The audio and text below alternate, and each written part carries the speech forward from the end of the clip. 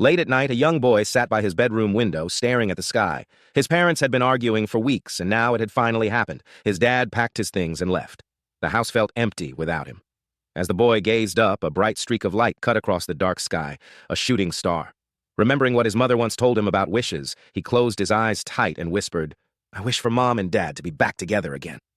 Satisfied, he crawled into bed, hoping that by morning everything would be just as it used to be. When he woke up, the house felt different. There was laughter downstairs. Curious, he rushed to the living room, and there they were, his mother and father sitting together, smiling, happy. It was exactly what he had wished for. Or was it? Something felt off. The boy squinted at his father, studying him carefully. Then, with a puzzled expression, he tugged at his mother's sleeves and whispered, "Mom, who's this guy?" It was a scorching summer day when a family, a father, mother, and their young son, arrived at the beach, excited for a fun day in the sun. The moment they stepped onto the sand, though, they noticed something troubling, a black flag fluttering in the breeze. "Oh, no," the mother sighed. "That means the water's too dangerous. No swimming today." The boy groaned. "But, Mom, I really wanted to swim." "Sorry, sweetheart. We'll just have to play in the sand instead," she said, setting up their towels. As the boy built a sandcastle, his father lay back on the beach chair, arms crossed, staring at the waves. After a few minutes, he let out a frustrated sigh.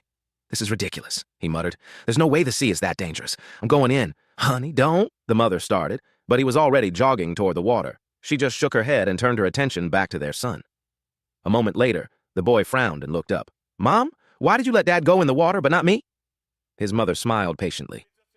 "Because you and Dad are two different people, and there are things he can do that you can't." "Is it because Dad knows how to swim really well?" "Not really." "Is it because Dad is big and strong?" "Nope." The boy pouted, confused.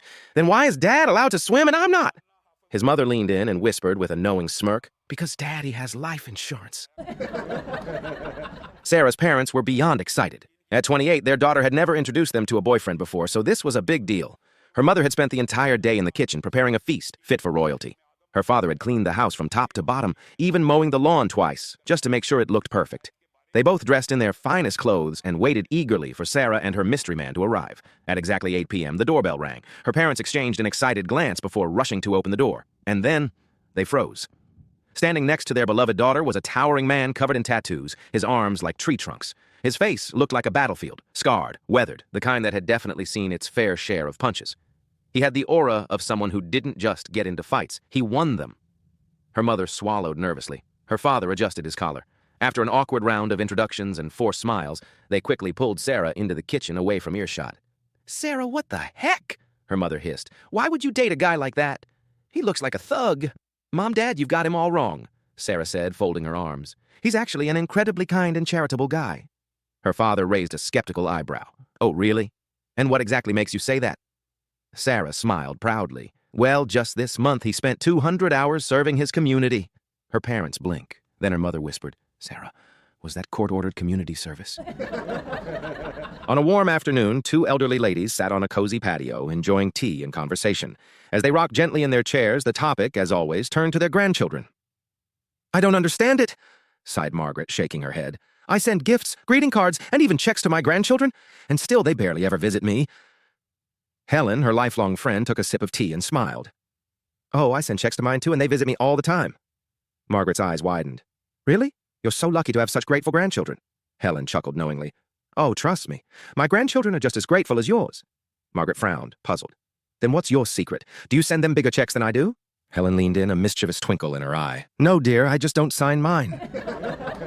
An elderly couple, both widowed, had been dating for quite some time. Encouraged by their friends, they finally decided to get married. Over dinner one evening, they had a serious discussion about how their life together would work, finances, living arrangements, and all the practical details. Finally, the old gentleman hesitated for a moment before leaning in and asking, "And how do you feel about, intimacy?" The lady smiled and replied, "I would like it infrequently." The old man sat in thoughtful silence for a moment, adjusted his glasses, then leaned in closer and whispered, "Is that one word or two?" John had two great loves in life, smoking and drinking. His wife, Linda, had two great frustrations, John's smoking and drinking. "If you don't stop smoking," she warned him one evening, hands on her hips, "one day all your intestines will fall out." John chuckled, taking another drag from his cigarette. "Oh, please, Linda, don't believe everything you read." But Linda was determined to teach him a lesson. Early the next morning, before John woke up, she went to the butcher and bought a set of large intestines. With the precision of a mastermind, she carefully placed them in his underwear while he snored away. Then she sat back and waited. A short while later, a blood-curdling scream shook the house. "Linda!" Silence. More silence. Linda peeked into the bedroom. John was sitting frozen on the bed, pale as a ghost, beads of sweat rolling down his forehead. He wasn't moving, just processing. 30 long minutes passed before he finally stumbled downstairs, trembling. "John, are you okay?" Linda asked, feigning concern. He wiped his forehead. "You were right, honey. My intestines did fall out." He swallowed hard. "But don't worry, I managed to push them back in." Linda bit her lip to keep from laughing. John never smoked again. Many years ago, an old sculptor was finally granted permission to leave the Soviet Union and emigrate to the United States, where his son and family awaited him.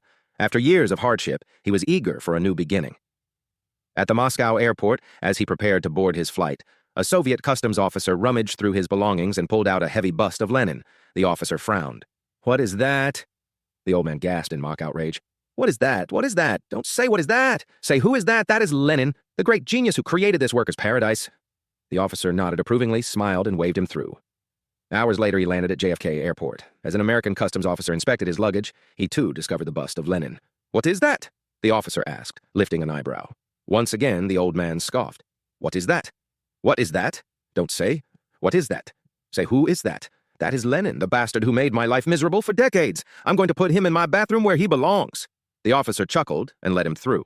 Finally, the old man arrived at his family's home in Brooklyn. As he unpacked, his young grandson, curious about the heavy sculpture, pointed at it and asked, "Who is that, Grandpa?" The old man grinned, patted the boy on the head, and said, "Who is that? Who is that? Don't say who is that. Say what is that. That, my child, is 8 pounds of gold." At 65 years old, Mrs. Patel had always enjoyed her routine, afternoon tea, a good book, and her favorite bingo nights. But one day, to everyone's surprise, she made a drastic change. Instead of heading to the bingo hall, she signed up for swimming lessons. Her friends were baffled. Why the sudden interest in swimming? One of them finally asked. Mrs. Patel let out a weary sigh. "It's because of my daughter-in-law. Every time she and my son argue, she asks him the same impossible question. If your mom and I both fell into the water, who would you save first?" She shook her head and continued. "I don't want my son to be in such a difficult position, so I am learning to swim." Her friends burst into laughter, admiring her logic. A few days later, as fate would have it, another argument erupted between her son and his wife. And, as always, the dreaded question resurfaced. "Now, tell me," the wife demanded, "if your mother and I both fell into the water, who would you save first?" Her husband smirked and answered confidently, "I don't have to jump in. My mom knows how to swim. She'll save you." His wife wasn't satisfied. "No, you have to jump in. You must choose. Who will you save?" The husband sighed dramatically. "Well, in that case, I'm sorry to say, but you're doomed." "What?"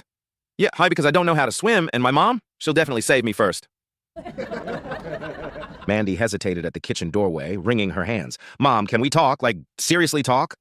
Her mother, Nina, immediately put down her dish towel, sensing something big. "Of course, sweetheart. What's on your mind?" She quickly made coffee, and they sat together at the kitchen table. Mandy looked nervous, her fingers tracing the rim of her mug. "You know you can tell me anything," Nina reassured her. Mandy swallowed hard. "Okay, but please promise me you won't judge me, and whatever you do, don't tell Dad." Nina's eyebrows knitted together in concern. "What is it?" Mandy took a deep breath. "You know our neighbor Jeremy, the guy I study with?" "Yes," Nina said cautiously. "And you know his dad, Ronald?" Now Nina sat up straighter, her concern deepening. "Uh-huh." Mandy shut her eyes tightly and blurted it out. "I think I'm in love with him." For a moment, there was silence. Then Nina gasped. "Absolutely not. I won't allow it." Mandy's face flushed with frustration. "Mom, you can't tell me who to love." "Mandy, he could be your father," Nina exclaimed. Mandy crossed her arms. "I don't care about the age difference." Nina let out a long, weary sigh and rubbed her temples. "I think you misunderstood me." Mrs. Rosie Jones was strolling through the bustling streets of New York when she happened to run into Father Patrick, an old acquaintance. "Rosie, is that you?" the priest asked with a warm smile. "I remember officiating your wedding back when I was posted in New Jersey." "Yes, Father, it's me," Rosie replied cheerfully. "How's your husband and the little ones?" Father Patrick inquired. Rosie's smile faltered slightly. "My husband is doing well, but so far no children." Father Patrick gave her a reassuring nod. "Don't worry, my child. Next week I'm going to Rome and I will light a candle for you." "Oh, thank you, Father Patrick," she said gratefully. Years passed, and one day Father Patrick found himself in New York again. To his delight, he spotted Rosie and hurried over. "Rosie, how have you been? Tell me, did you have any children?" Rosie beamed. Oh, yes, Father. 3 sets of twins and 2 singles. 8 kids in total. Father Patrick's eyes widened in amazement. Well, bless my soul. That's wonderful. And where's your husband? Rosie let out a tired sigh. He rushed off to Rome all of a sudden. To Rome? The priest asked, puzzled. Yes, Rosie said, shaking her head. Something about blowing out a candle.